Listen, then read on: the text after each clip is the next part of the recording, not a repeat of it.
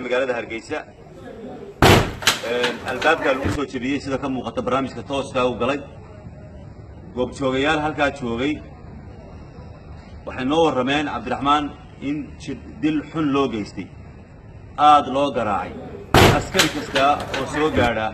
inuu nabareynayay waxa halka ku sugnaa ciidamo badan saraakiil sarsare sida naloo sheegay oo booliska kamid ah oo goob joogayaal ah oo ay ahayd in ay Cabdiraxmaan faraan ciidankooda inay si nabada ku qaadaan way awoodi karayeen waa loo yeeri karaa qofka wax waa la weydiin karaa lama diidayo laakiin Cabdiraxmaan waxaan xaqiijinaynaa in laba jeer la dilay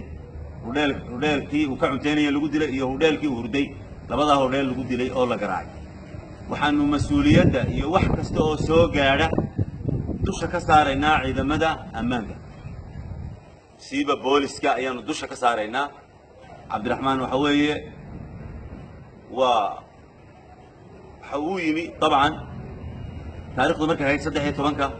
bisha 12aad 2017 isagoo ka soo kictimay Mareykan wuxuu yimi ubadkiisa sidoo soo booqdo gaar ahaan inankiisa iyo inantiisa Yaxya iyo Maryam si nabadana waxa weeye uu ku joogay dalka waana ka xunnahay runtii yani falka foosha xun loo geystay xadgudubka loo geystay runtii waxay ka mid tahay qayb ka mid tahay xadgudubyada muwaadiniinta loo geysto ciidamada ammaanku waxay ahayd marka ay muwaadinka qabanayaan in ay yani si degan ku qabtaan oo ay kaxeeyaan oo ay u yeedhaan oo nidaam la maro oo maxkamad la maro qof si fudud loo heli karayo laakiin jirdil iyo dhirbaaxo waxay noqotay caado waxa ku maqan ciidanka bilayska garaacis ka daayo dad badan oo muwaadiniin oo reer Soomaaliland ay laayeen ayaa ku maqan